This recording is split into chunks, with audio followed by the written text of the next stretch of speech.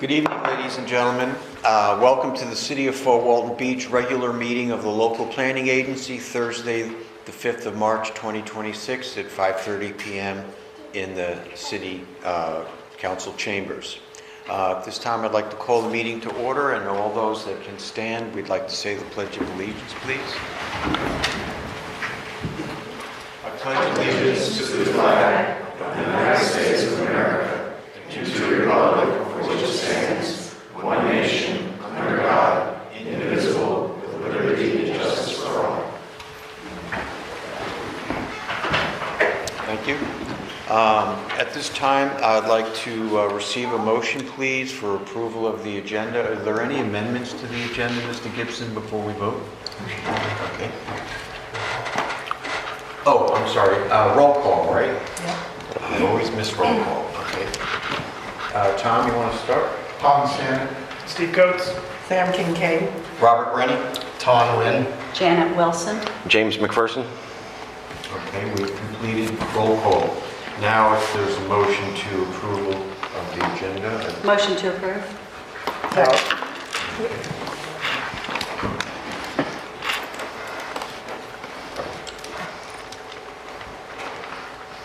All right. And then are there any amendments to the prior minutes from the February meeting? Any from the staff? Any from the council members?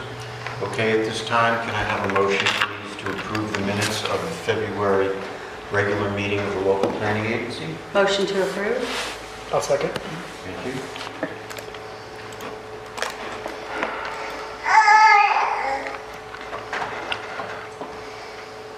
Okay, prior to public comments, Mr. Gibson, did you want to take this time to... Sure. Good evening, Board. Tim Gibson, Growth Management Director for the City of Fort Walton Beach. Just as y'all are getting used to Amy as the planning supervisor of the city presenting here, just to take another job opportunity with another municipality. We do have Kelsey, who is our interim planning supervisor, who will be presenting tonight. I just wanted to kind of formally introduce you to her. She's one of our upcoming stars, so she'll do great. Thank you, Mr. Gibson. Okay. At this time, are there any public comments to be addressed to the board for those items not on the agenda, right? Isn't that the standard? Correct. Okay. So for any items not before the board this evening, are there additional comments from the public? Seeing none.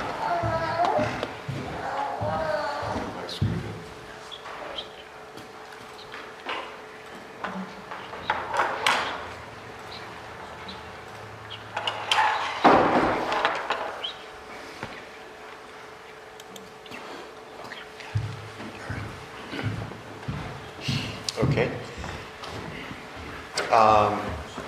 So we're going to move to item 6, and I understand that rather than have young children perhaps here for longer than their level of patience, do you have an item before the board?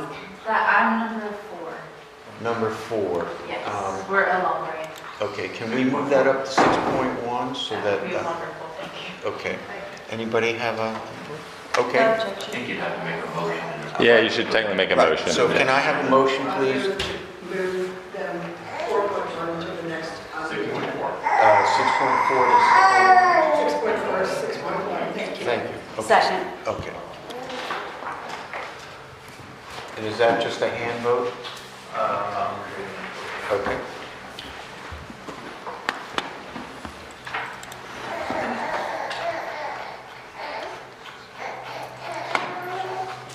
Okay.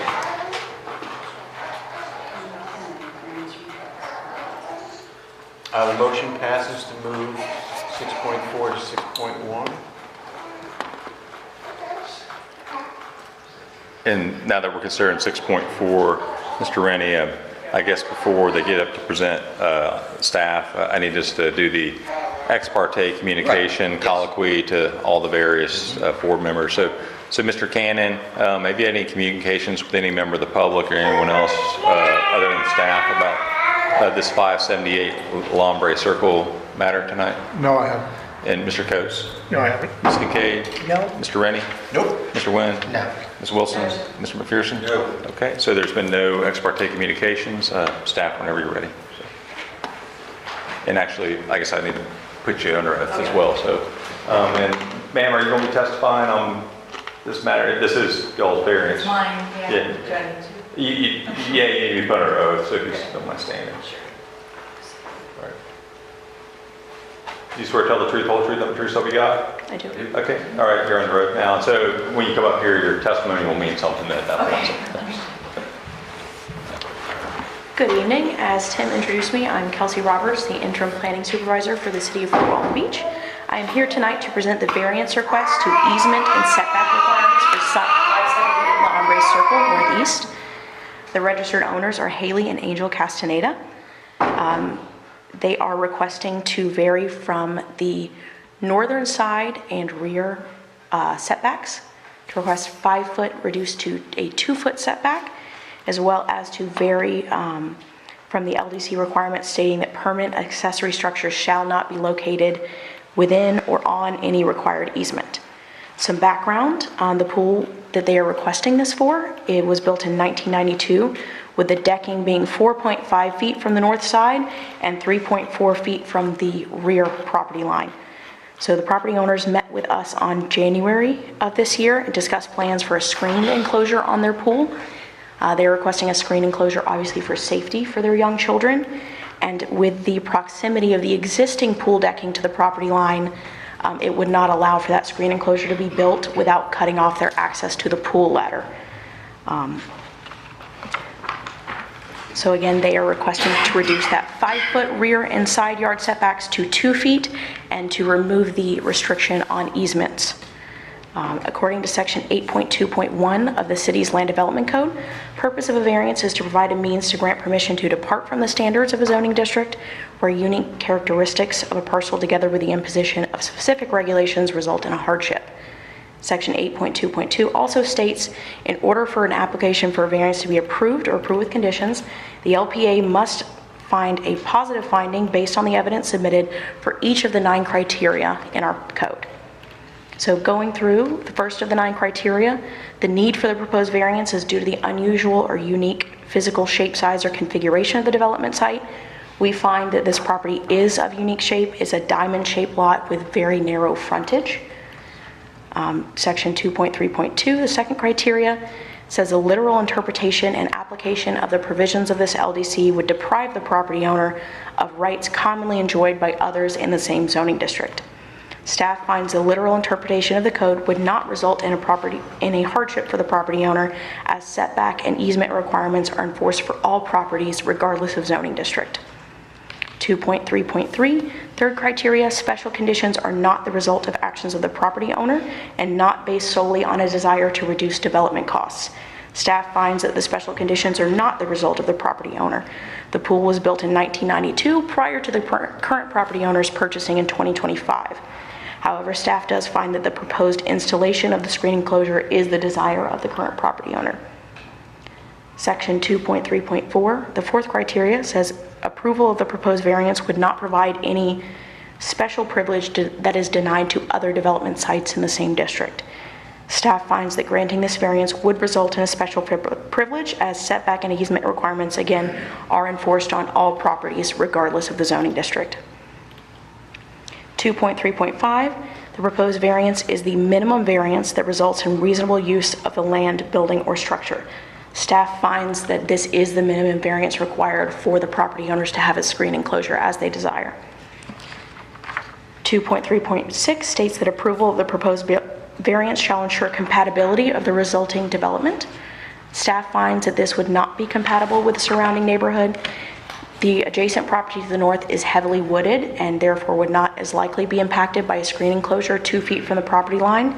However, the adjacent property to the east is mostly open and would be impacted visually by a screen enclosure being 2 feet from that property line. 2.3.7 states the proposed variance is consistent with the intents and purposes of the requirements of this LDC. We find that it does not meet the specified intent of the LDC, specifically LDC 1.00.01, which states that being equitable in terms of consistency with established regulation procedures, respecting the rights of property owners while taking into consideration the interests of all of the citizens of the city. 2.3.8, the eighth criteria requires that the proposed variance is consistent with the provisions of the comprehensive plan. We do find that this is consistent with the comprehensive plan, specifically Goal C, to maintain a safe and adequate supply of housing by preserving existing stable neighborhoods, stabilizing and enhancing neighborhoods that are in transition, and restoring and rehabilitating neighborhoods that have declined. Enhancing individual properties is good for neighborhoods and in line with the comprehensive plan. 2.3.9 states that the proposed variance is not detrimental to the health, safety, or general welfare of the public, and we do find that this would not be detrimental to health, safety, or general welfare. The finding of the fact, staff finds that this variance request does not meet all 9 criteria outlined in section 8.2.2 of the Land Development Code, and based on the findings of fact, staff respectfully recommends that the local planning agency deny the variance request for the following: reduction of the 5-foot side setback for the existing pool deck and proposed screen enclosure to a 2-foot side setback located at the northern side and rear property lines, and the elimination of the restriction from a permanent accessory structure being located in an easement. If the local planning agency approves or denies the application, then findings of each of the factors listed in section 8.2.2 will need to be made on the record. I'm available for any questions that you may have, and the property owners are here as well to answer questions afterwards. Was I hearing correctly? It was 2.3.8, 2.3.9? Of the section of the findings of fact, 8.0.2, 8.2.2. No, I'm talking about the, maybe I didn't hear right, of the discussion. I think she was saying 2.3, I think she was 2.1 in the staff report, so. Okay. Yeah. Oh, yes. I was hearing 3. She Was it 3? It's said 3, but it's okay. It's Yes, so okay. each of the sections is 2.3.2. Sorry about that. That's okay. I just was trying to find it. Absolutely, yeah. Okay, so what are the setbacks now? Remind me again. So the existing setbacks for pool decks and screen enclosures are 5 feet rear and 5 feet side. How long has that been in place, guys? That this pool was built in the 90s? The pool was built in 1992. I guess it was permanent. My concern is that if we grant this, then that's for the entire piece of property, the entire back and the entire side. Is that correct? So if I can clarify that, so the setbacks that we have established in our code have been in there since at least 2012. That was the last time there was a major rewrite in there. The setbacks on there are specifically for setbacks for a pool, and then there's setbacks for the pool enclosure. So in this case, the pool is set back well outside of those limits. The decking around it is considered flat work. There's no real setback requirements for flat work. So you can have a patio around your pool that goes right up to your property line. That's not the question here, though. When they put the structure, the screen enclosure on there, that's what's going to be inside those setback requirements. So the pool as it exists is fine. It's not any kind of detriment, non-conformity or anything. The pool is fully in compliance right now. So they could do it, but they would have to do it only around the pool, and it would have to sit on top of the paving around it. That's correct. So yeah, if they were to install a screen enclosure meeting the setbacks, the screen enclosure would be so in line with the pool ladder that it would cut off access to the ladder. Wow. And to clarify as well, the order as written is specifically reducing the setbacks for the proposed screen enclosure. Just for the screen enclosure. That's the way that the final order is written. Okay, have we heard from the neighbors? I haven't received any. Oh, sorry. I was going to say, in a minute, they might ask for Okay. them. So. Yeah, staff has not gotten any comments or concerns from any of the adjacent property owners. The adjacent properties, I think you said the north and the east, one is wooded and the other is land. Are those buildable lots there? Or are there structures on the lot? There are structures on there. They're, I believe, single-family residences both to the north and to the east. And the existing fence, how tall is that fence? Do we know? I think the one to Mr. Kind of man, Jones. so to make this easy, you'll have a chance to testify. Okay, I was just trying to imagine a fence, sorry, but there's one there and one there. They're different.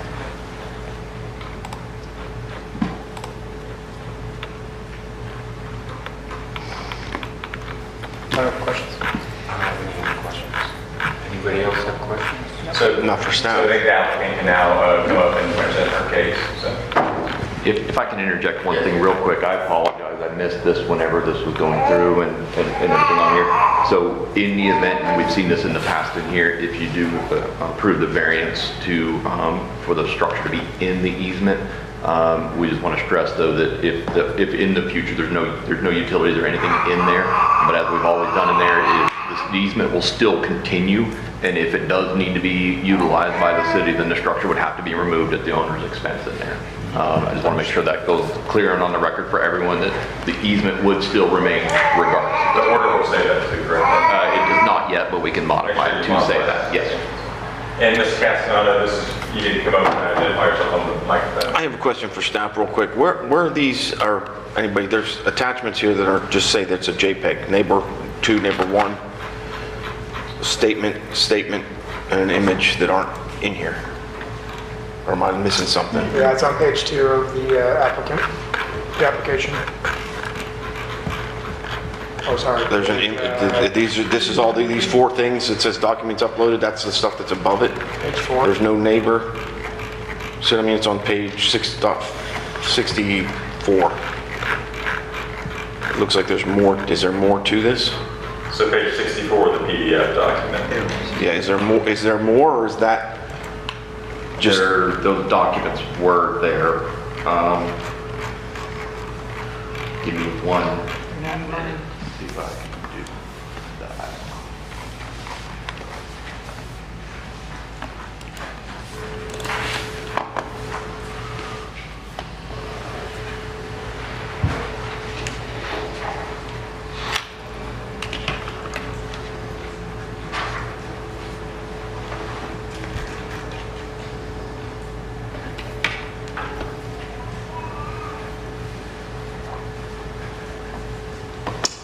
Can we talk to? Ms. Castaneda, you can come up and just introduce yourself in the record, and then we'll start asking you some questions. And Okay. give you a chance to get your case. So. I'm Haley Castaneda. I'm the owner. Need more than that? Okay, so I'll just, have you talked to your neighbors? Yeah, so the 2 documents that are missing, neighbor 1 and neighbor 2, is the 2 that are being affected. Yes, I went and spoke to both of them. I have letters signed by both of them that says, we understand what you're trying to do and we're okay with it. So, yes. I know Mr. Cannon had a question on the fence. Just the height of the fence that's there now, is that a chain link fence or wooden fence? So one of them is a chain link fence, the one to the wooded area. And then the other one is a wooden fence that's probably the standard height. But the chain link is, my height, so. But yeah, he's fully wooded. You can't even see his house from our backyard. And that's the chain link fence.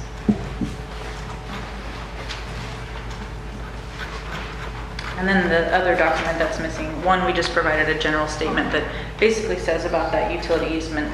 We understand the land's not being used, but if you ever needed it, we know it's our problem and we'll remove it and do what we have to do. It's not a house, it's a screen, it would not be free, but it's a reasonable thing to remove. And then the other one that's missing is just the image so you can see where that pool ladder is that we would be shimmying our kids around to try and go around the pool. So I did have a question, specifically where is the ladder in relation to the brick oven? Is it on that side? Which would So be there's 2 ladders, yeah, you've got one, yeah, if you wanna, I can point them out to you. I apologize, it's not letting us access into our system from here. I can go next door to pull up those documents if you want, or, and then beam them over to here. This is the satellite image of the property that, I believe this is the That's just Or- the pool skimmer, no, I don't know what it is. Yeah, so if you scooch over just to the right a little bit. that white. Yeah, that's the deep end ladder, and then there's, another one for the shower room that's on the other side, but that's the one that's the big problem. Okay, so with that being said, I got a question. Is there a reason why you can't put the screen on the edge of the concrete and just follow the shape of the concrete versus getting into the easement? Well, so the concrete is within the 5 feet. Oh, that's right. Yeah. So we're basically asking to push it out. Gotcha, okay. Yeah. It would be very close to the edge of the water. That might be. Yeah, so this is,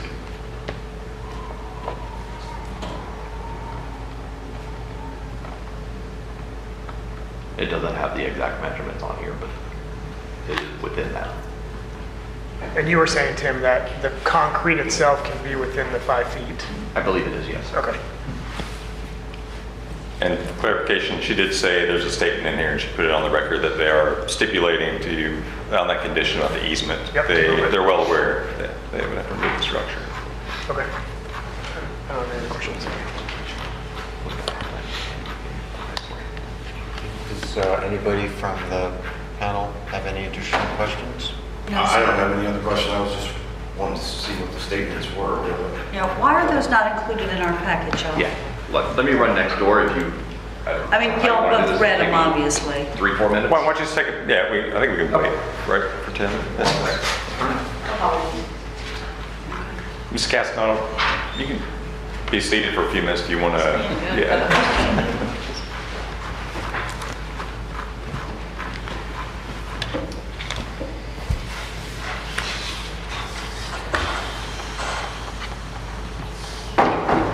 It almost seems like we need to move the pools again. They just didn't like that. It was Amy's fault. Yeah. This is on the record though, remember? This is recording, so.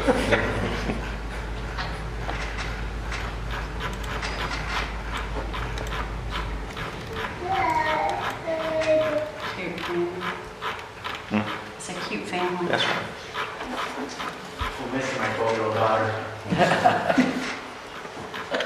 She's too cool.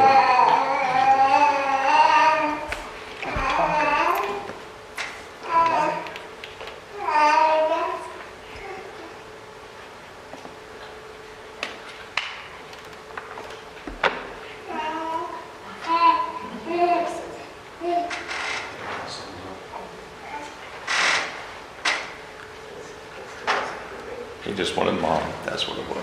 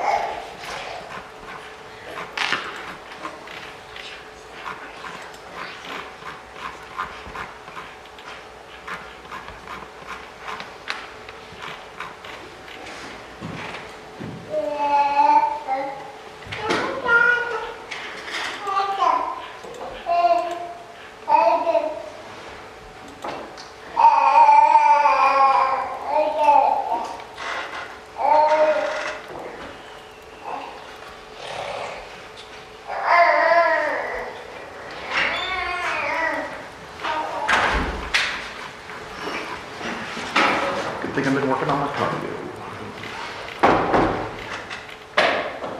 So the first one, the neighbor one.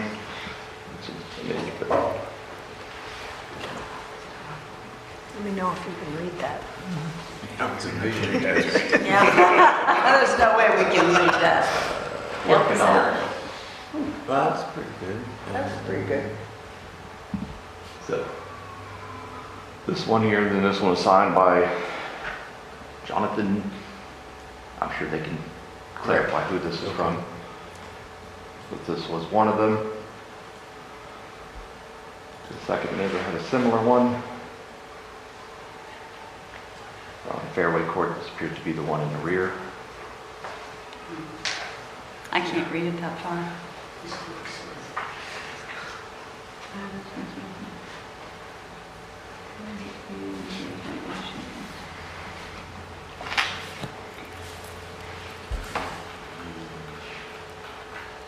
Okay, and you say the neighbor has signed that? Yes. Okay. For 589 Fairway Court. Which 589 Fairway Court is this one here, Okay. the rear one. And the other one was the one to the addition, north? The supporting image that she mentioned with the pool enclosure.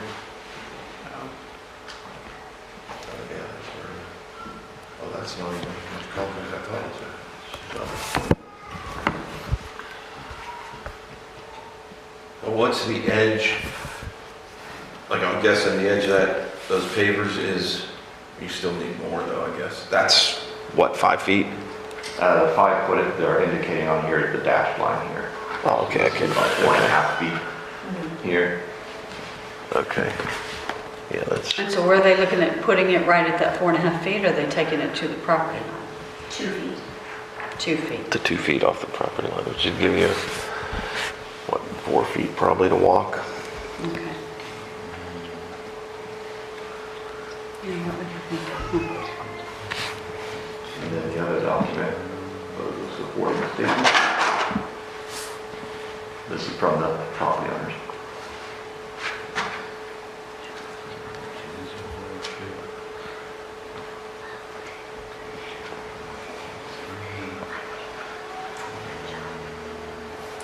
And I do apologize for these not being in there.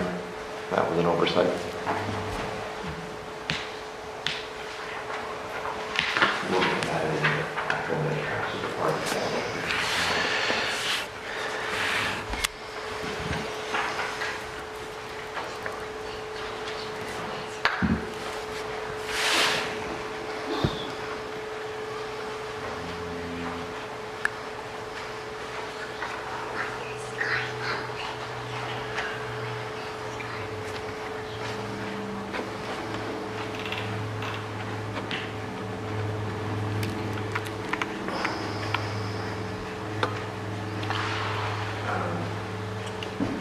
Okay, so Kelsey or Mr. Gibson, with respect to, I think it's 2.1.6, staff finds that this is not compatible with the surrounding neighborhood. Are there other pools at private residences that have been granted similar waivers in the community that you're aware of in the past? I mean, I don't have a history more than about 2 years with the... In my time, I've not seen one for an actual pool enclosure going closer than this. I've not seen an application for one, so whether it's approved or denied, I personally have not seen any application for it.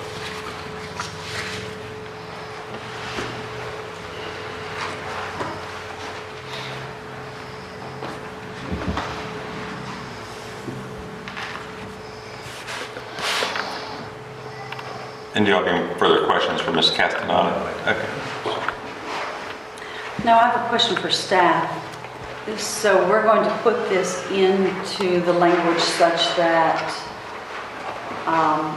if the easement is needed, that it'll mandatorily require that the homeowner pay for the removal of that structure. Is that correct? That is correct.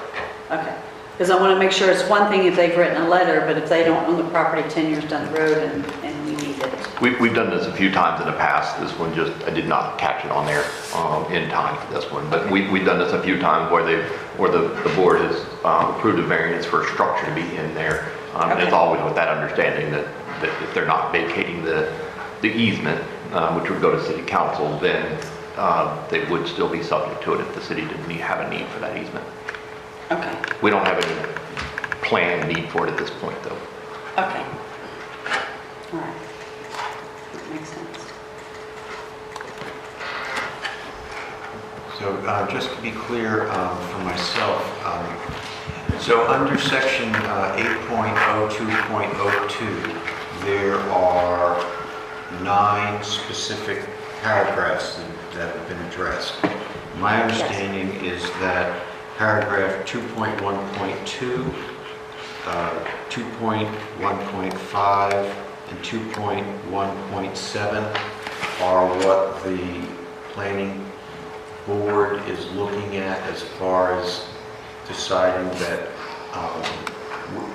we either agree or disagree with the findings of staff on those 3 specific provisions, which, depending on how we feel about it, we would then take an action on this request. Ultimately, all 9 of these are the LPA's decision to make.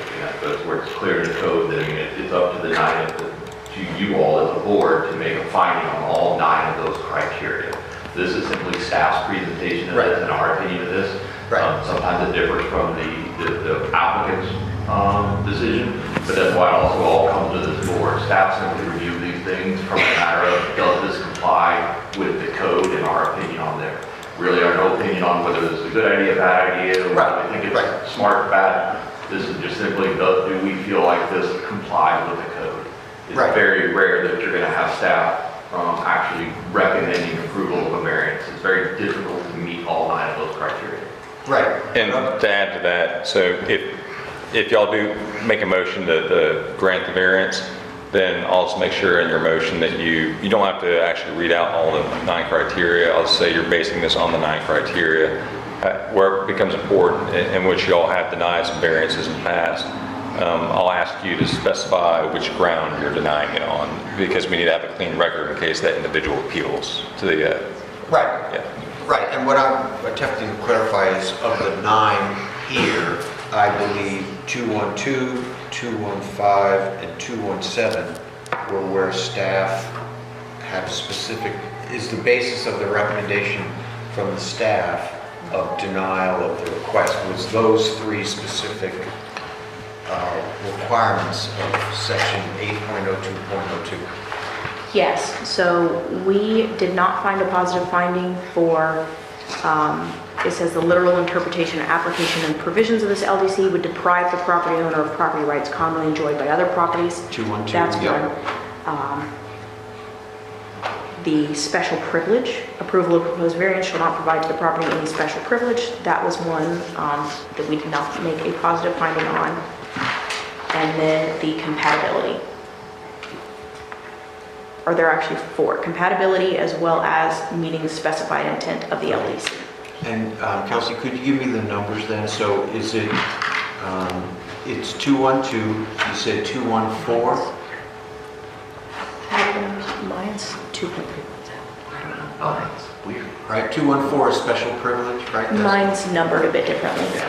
Yeah, so it is 214, okay, yes. So it's 214, you're right, then it's 216 and 217. Apologies, I think that was a confusion. Mine is numbered a bit differently. Okay. And potentially 213 is in there, because that's where staff finds that the existing situation is not the result of the property owner. However, obviously installation of the screen enclosure would be the action of the property owner on it. So nothing they've done yet, but to be considered. Okay. But they didn't build the pool. No, that cost built long for them. So that's one of the things. Right now, the conditions that existed are not really action of the property owner. Okay, so, Can I make a motion? yes, please. I'd like to make a motion to approve the variance with language specifying property owner responsibility for the easement should it be needed in the future by the city. And you're also basing your motion on the 9 criteria? Yes, sir. Yes. I'll second. Okay. So y'all will change the language to reflect that. Any discussion? Any discussion? And then the motion? Public comment. You're right. Any public comment at this time on the proposed variance. All right. And the variance passes. Item 6.4 is adopted. Thank you. All right, then we'll return to the regular agenda item, and that would be 6.1, would be the next one up. And before I read the... Forward, guys, sorry. Nope. Before I read the title on 6.1, I'll just ask the entire board, and if anyone did make an ex parte communication, just raise your hand, but have any ex parte communications been made regarding item 6.1? No. And then I'll go and read the title, what Tim is out there. Actually, you're presenting this, aren't you, Kelsey? Yeah. So I'll read the title. Just pull it up. So ordinance 2206, an ordinance of the City Council of the City of Fort Walton Beach, Florida, amending the city's comprehensive plan to amend the future land use map for 353 Bill Parkway Northwest to low-density residential LDR, provide for authority, provide for findings of fact, provide for consistency, provide for severability, and provide for an effective date. This is a quasi-judicial hearing. Ms. Kelsey Roberts is presenting on behalf of staff. She's already been sworn in as the applicant here as well. If you all mind standing, raise your hand. Do you all swear to tell the truth, whole truth, and the truth, so help you God? Okay, thank you. Good evening. I'm here to present ordinance 2206 to amend the future land use map for 353 Beale Parkway Northwest to low-density residential. Mid-December, we received a voluntary annexation application for 353 Beale Parkway Northwest to be annexed into the city limits of the city of Fort Walton Beach. The annexation request goes straight to City Council, so the first reading of ordinance 2205 for the annexation will be at the March 10th City Council meeting. But tonight we are presenting the future land use designation. It did come up, there was a question asked, with any annexation we're not allowed to create an enclave. So the question was asked, I believe, to Attorney Kopp, and due to there being still some county property across the way, it was determined that this would not be creating an enclave. So we're good to move forward with the annexation on that regard. As you can see here, there are a couple of properties that are not in city limits, but due to there still being county property south of that road, they would still be connected to the county in that regard. The site size is approximately 2.85 acres and currently has an Okaloosa County future land use designation of low density residential and commercial. As you can see, it is a bit split there. The yellow is residential and the red is commercial designation. Our code does not allow for split land use designations. So since this property is currently being used for a single family residence, it's most applicable for this to be in the LDR, low density residential district. In the table in the packet, you can see the various adjacent zoning districts as well on the map here. There is existing residential to the north and east with some commercial to the west and south. And the properties to the east, of course, are in city limits. It is currently, as I said, occupied by a single family dwelling.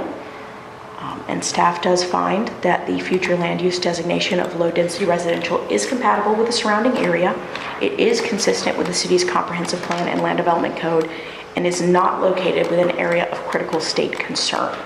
So with that, staff respectfully recommends the local planning agency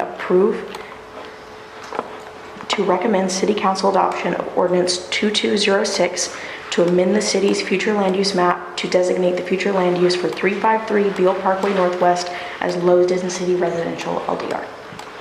And I'm here available for any questions as well as the applicants as well afterwards. Any questions? Nope. It's pretty straightforward. No? Okay.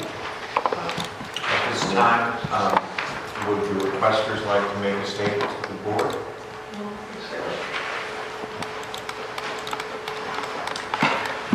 If you have any questions for us about the reasons for doing this, it relates to the development of a sewer system.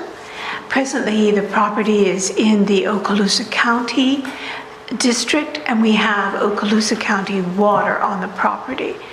However, there are two septic systems on the property as well, both of which were built in the 80s, and therefore they're sort of wearing out. They're in good repair and they've been recently pumped, but our thoughts were for future and also for environmental concerns is to connect with an available sewer system. We've explored connecting with Okaloosa County's sewer system, and that would require the line to come down from where the firehouse is at Mary Esther Cutoff all the way down Circle Drive, and then across the property, right where the arrow is, across the property, and then up to the house, which is in the middle of that area. That area is actually where is a small spring-fed lake on the property. And so in order to get the lines there, it actually has to go through some rather unusual plumbing process, and it's much more extensive. The plumber that we were looking with suggested that we consider the option of annexing that small of the property area around our house alone, as that might allow access coming in from the Ewing Court area, where there is actually an easement that goes along there. So it seemed to be a more prudent and expeditious means to do so, which is why we were seeking the annexation. And real quick, it might sound silly, can both y'all identify yourselves for the record? That way, when the clerk takes down your name, in perpetuity, we'll know your name. Oh, I'm so sorry. My name is Melissa Fries. This is Ronnie Freeze. Thank you. Thank you. Apologies. Thank you for that explanation.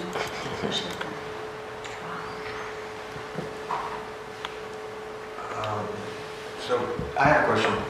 So when the property, if the property is annexed into the city then puts in this, connects them to the septic system? Daniel Payne would have to be the person to answer that question. I don't know if Tim can answer it, but I think it's when they're ready to. Is that correct, Tim? Essentially, yes. So Daniel Payne has been working with them and me throughout this whole thing. Part of the annexation requirements, annexation ordinances just don't come before the LPA. We do them typically all three together, though. The annexation ordinance has been done, is going to be presented next week. Part of that, though, is a feasibility study that's required to be done.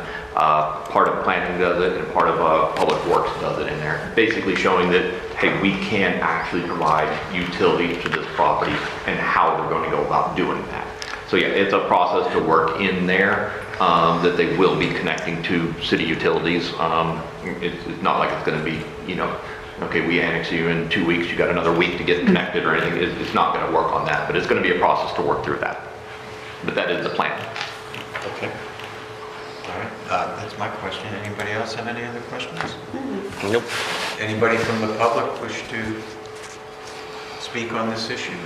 Seeing none, can I have a motion, please? I'd like to make a motion for approval to recommend City Council adoption of ordinance 2206 to amend the city's future land use map to designate the future land use for 353 Beale Parkway Northwest as low density. Second.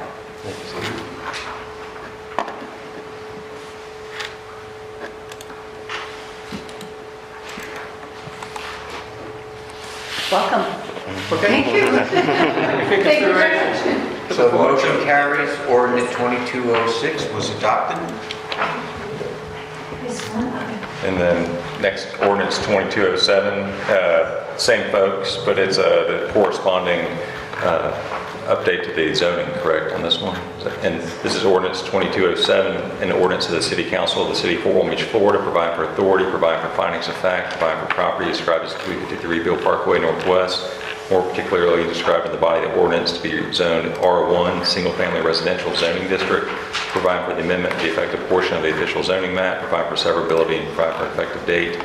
And also ask again real quick, LPA board, were there any ex parte communications? No. And everyone else has already been put under oath. It's the same witnesses from the previous hearing, and so staff, Ms. Roberts will present on behalf of staff. Good evening. So obviously this is the same property, so it has the same background, 353 Beale Parkway Northwest. As you can see in the table, it is surrounded by commercial and residential zoning districts as well. You know, it corresponds with the future land use map. The property is currently occupied by a single-family dwelling, so the requested zoning district is consistent with the future land use category that you just recommended approval on, and according to Table 2.1.5 of the city's Land Development Code, single-family residential is an allowable zoning district within the LDR, low-density residential future land use category. So there are some factors that staff must analyze on a zoning request that go above and beyond what we analyze on a future land use. So one of the analysis is whether the uses within the requested zoning district are compatible with the uses in adjacent zoning districts. So the R1 zoning district is established to provide for single-family homes in traditional residential neighborhoods. The R1 zoning district is limited to single-family homes and accessory structures customarily associated with residential development. Accessory dwelling units may be permissible when the standards for such uses can be met, including lot sizes and compatibility standards. The maximum density in the zoning district is 6 dwelling units per acre. Staff agrees that the single-family residential zoning district is compatible with the adjacent zoning district. The next factor is whether the requested use is substantially more intense or less intense than allowable development on adjacent parcels. The adjacent properties within city limits are zoned single-family residential R1. The requested use of single-family residential R1 is equally as intense as those adjacent uses. The next criteria is whether the requested use is based on soil types, topography, protection of natural resources, and protection of designated historic areas. The requested use of the property must address soil types, topography, and protection of natural resources, and protection of designated historic areas in accordance with the LDC as reviewed during the development order process. Again, we are not anticipating very much development on this property. It is proposed to be zoned single-family residential, and they already have that one primary dwelling unit on the property. So the findings of fact for staff is that staff finds the proposed zoning is consistent with the proposed future land use category according to Table 2.1.5. Staff finds that the uses within the requested zoning district are compatible with the uses in adjacent zoning districts, and staff finds that the requested use is not substantially more intense or less intense than allowable development on adjacent parcels. With that, staff respectfully recommends the local planning agency approval to recommend City Council adoption of ordinance number 2207 to designate the zoning for 353 Beale Parkway Northwest as single-family residential. And I'm available for any questions. Does anybody on the board have questions for Kelsey? All right. Any additional questions for the petitioners? Any members from the public wish to speak on this item before the board? Seeing none, can I have a motion, please? I'd like to make a motion to approve to the City Council adoption of ordinance 2207 to designate the zoning for 353 Beale Parkway as a single-family residential. Second. Thank you.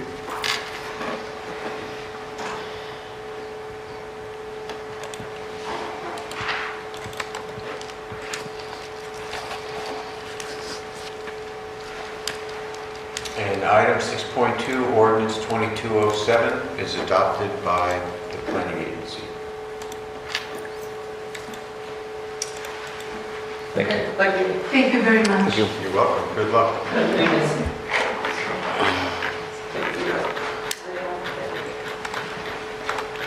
And so we're on to the next item. 6.3? Yeah, and this is the variance request for 627 Anchor Street Northwest. And before Ms. Roberts presents on behalf of staff, I just have to ask the LPA board, have you had any ex parte communications with anyone regarding this matter?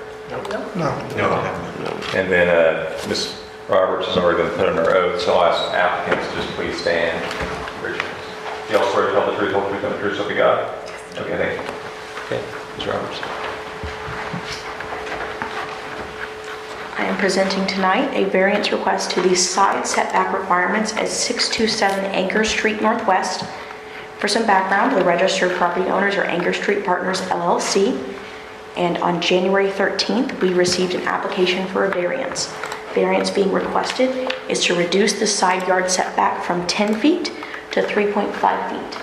There are two existing structures on the property, one being 3.7 feet from the western property line, and the closer one, the southernmost, being built 3.5 feet from the property line.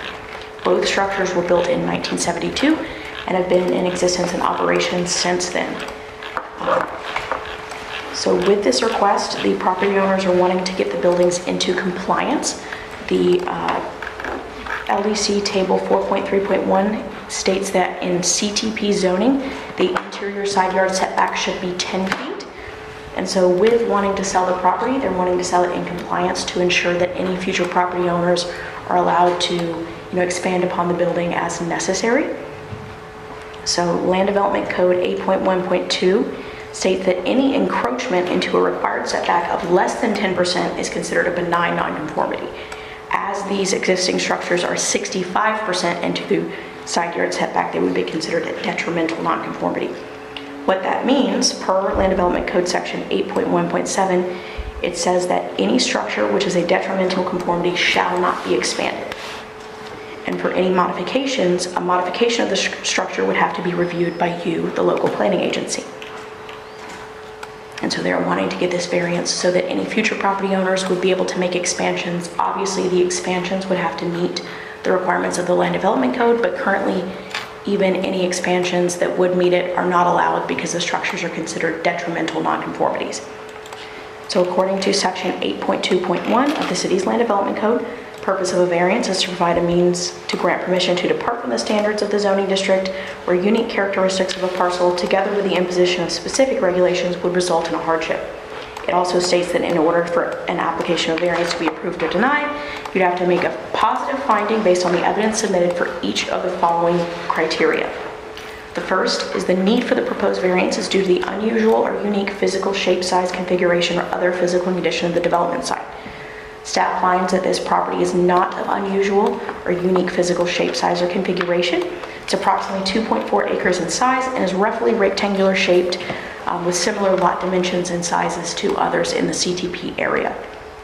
The second criteria is that the literal interpretation and application of the provisions of this LDC would deprive the property owner of rights commonly enjoyed by other properties in the same zoning district. Staff finds that the literal interpretation of the code would not result in a hardship for the property owner. Setback requirements and restrictions on expansion of detrimental nonconformities are enforced on all properties regardless of zoning district. The third criteria, special conditions are not the result of actions of the property owner and not based solely on a desire to reduce development costs. Staff finds that these are not due to the actions of the property owner. The structures again were built in 1972 and the parcel has been sold several times since that construction. The fourth criteria is that the approval of the proposed variance shall not provide to the property owner any special privilege that is denied to other development sites. Staff finds that this variance would provide the applicant with a special privilege, as again, setback requirements and restrictions on detrimental nonconformities are enforced in all zoning districts. 2.2.5 states that the proposed variance is the minimum variance that results in the reasonable use of the land, building, or structure. Staff finds that this is the minimum variance resulting in the reasonable use, as again, the structures have been in place and in operation for over 50 years. The sixth criteria is that approval of the proposed variance shall ensure compatibility of the resulting development with the uses of land and character of adjacent and surrounding neighborhood. Staff finds that this is compatible. Again, the structures have been in place for over 50 years, so this would not be changing the character of the neighborhood in any way. The proposed variance, seventh criteria, apologies, the proposed variance is consistent with the intents and purposes of the requirements of the LDC. Staff finds that this proposal does not meet the specified intent of the LDC. Specifically, section 1.00.01 states that being equitable in terms of consistency while with established regulation and procedures respecting the rights of property owners while taking into consideration the interest of all the citizens in the city. The eighth criteria is the proposed variance is consistent with the provisions of the comprehensive plan, and staff does find that this is consistent with the comprehensive plan, specifically objective I.9, growth management and infrastructure. And an excerpt from that section is the City of Fort Walton Beach will actively work to provide a diversified and desirable environment necessary to attract and retain the commercial, industrial, and business sectors serving existing industry. Further down in that section, it says to attract businesses with strengthen existing industry. So the reduction of the side setback requirements would render the property in a state of conformity. This would allow any future property owners to expand upon the existing development, increasing economic opportunities and strengthening existing industry. The last of the 9 criteria is that the proposed variance is not detrimental to the health, safety, or general welfare of the public. Staff finds that this would not be detrimental to health, safety, or general welfare. So with that, the findings of fact, staff finds that the variance request does not meet all 9 criteria as outlined in 8.2.2 of the Land Development Code. And based on the finding of facts, staff respectfully recommends the local planning agency deny the variance request to the interior side setback requirement along the western boundary to be reduced to 3.5 feet. If the local planning agency approves or denies the application, then findings as to each of the factors in 8.2.2 of the Land Development Code will need to be made on record.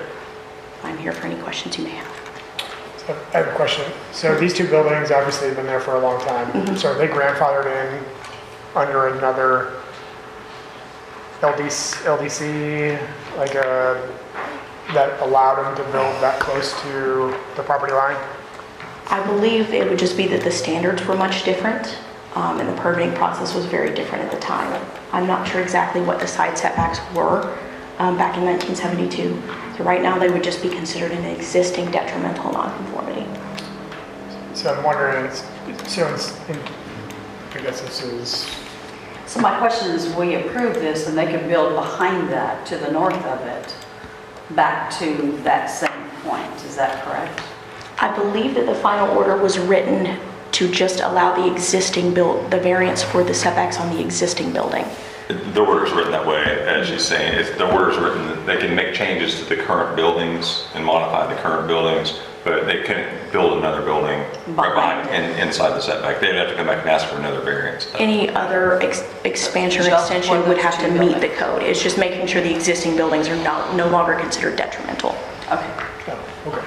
If I can even caveat on that one, even if they were to expand those buildings, it would have to meet code, so they couldn't even expand that straight backward to that building. If they wanted to expand it, would have to meet all code requirements for any expansions as well. Okay. So if they were to tear that first building down and build a new structure, this would allow them to build within 3.5 feet? No. They would have to go to the 10 feet, okay. This allows them to renovate the current buildings, Gotcha. or another situation like a hurricane hits. Right. In the code, if your property is destroyed beyond a certain percentage, then you can't rebuild it back. This gets them out of that. Like, they can fix their property back Gotcha. the way it was. Okay. That's all I have. Any other questions for staff? I have one. I'm a little, I mean, and this might be more for city council or to change this, but this seems like they're just trying to get in compliance. It's not like we're going to make them tear down a building if we deny this. It's just going to be non-conforming in perpetuity. So, and I understand we're following the rules here, but why would we not recommend to do this? Our staff not recommend to do this, I guess, is my question. Or give you a mechanism to do that. To say, because yes, this makes sense. We need you to be in, this needs to be clear, this property needs to be clear, especially if they're selling it, to get it, there's nothing that the new owners are going to have to worry about. So If that makes any So, sense. I'll take this one. So yes, I agree with you. There's been, I think, 4 variances that have come before y'all in the past probably 6 months for detrimental nonconformities wanting to be expanded. Some as small as a residential property that wanted to add a 6-foot by 12-foot screen porch on their back, existing back patio. Yeah. But since the house was a detrimental nonconformity, they can't. They have to come in here and get a variance for that. There have been several things like this. This is another example on there. The way our code is currently written, though, is if it's a detrimental, you can't do anything to it. We are working on that specific one. I've spoke with Kelsey at length about this over the next year. We're planning on about 17 different land development code changes that we're proposing to City Council. Each one of those comes with a lot of research and everything with it. Sure. That is one of the things that we're looking on doing in there, is changing the detrimental nonconformity restrictions on there for certain things. And stuff like this, that if it's been existing and stuff, we're not sure exactly what the language is on there, but I agree with you that we've had way too many of these recently. And honestly, that's typically how staff does these things. If we see kind of a recurrence for, okay, you know, if it pops up one time, okay, well, maybe something's there, but once it starts popping up 2, 3, 4 times, we're like, okay, maybe we just need to look at the code and amend the code in there. So that is something we are looking at doing this year. ultimately, I can't say it's going to get through council, I don't know, but it is something we will be proposing. And there's a whole issue, there's some state legislation that we're hoping gets passed that would ease any concerns about, it probably would be procedural, but there's that SB 180 y'all might have heard about last year that kind of paused everything in the city, and so. I think this would make it less restrictive though. Probably, but you know, it is. But yeah, we would just have to evaluate that. Yes. Thank you. Any other questions from staff? All right. Any members from the public? Well, we should hear from The applicant, yes. Right? The applicants. Dustin Parkman, NBI Properties, registered applicant for Anchor Street Partners. So as everyone's kind of come to the conclusion of, this is merely just a cleanup of what the property is and what it has been for over 50 years now. It's the first time it's transacted outside of the immediate family in that time as well. So during due diligence and all which we were still under, and the only item is this is hanging back from transacting, was what we found with the new current as-built survey. It was at that point that I did contact staff to try to remedy, go through a couple different options, what was the best route. So here we are. I cannot speak into perpetuity on this property, but to calm anyone, there is no plans, at least immediate or in the near future, probably within 10 plus years, of any structural change to the existing buildings. There is no expansion, there is no height, there is no width, there's no FAR, there's nothing to that effect. The only thing we wanted to do with outside of bringing this into conformity was if another business or a new owner at any point in the future decides to make any cosmetic or schematic changes to the buildings, which everyone knows within the Commerce and Technology Park, everything was in the 70s in its time. And so we're there on a lot of this stuff. You'll see we're very active in the park right now. So that's where we are. And if they pull any permits or anything in the future to do any interior work, any cosmetic changes, paint, change a door, what have you, we don't want there to be any red tape. And so this is the only item that is hanging to make sure everything's clear and smooth moving forward. Any other questions for this? Okay. Thank you. Steve, you've been doing a great job. Yeah, let's make a motion to approve the variance to 3.5 feet with all the, yes, with the proper language.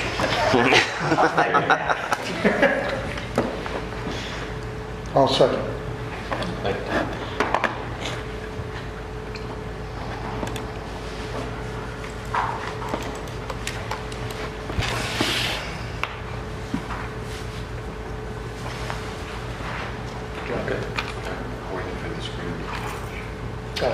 So the action item 6.3, the motion has passed for the variance request to 627 Anchor Street, northwest of Walton Beach. Okay. And I think that's it for the agenda items. Right. I did have an unagended item I brought up to you, Yes. Mr. Rennie and Mr. Nguyen. I didn't get a chance to bring it to everyone else in here. But last year, y'all might remember, y'all moved the September meeting back from the first Thursday back further in the month. I was going to make that request again out of the convenience to my office. If you could move that back 2 weeks this year to, what date would that be? 10, I can pull it up if you don't have that. For September? Yeah, this is For September? Or September, correct, yeah. So instead of having the meeting on September 3rd, have it on September 17th if it's even necessary. Because I think last year y'all moved it back and then it got canceled anyway because there was nothing in the till. So, but if that's okay, if y'all can just make a motion. Any discussion on the board? Make a motion that we change our September meeting from the first Thursday of the month to the third Thursday of the month.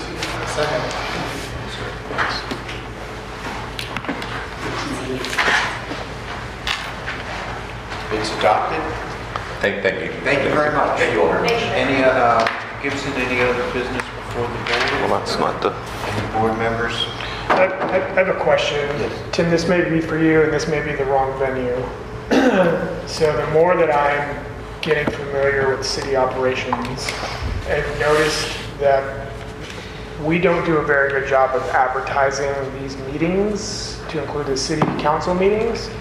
Are there any plans to put some type of device next to the road that says, hey, there's a city town hall on this date, or there's an LPA meeting at this time on this date?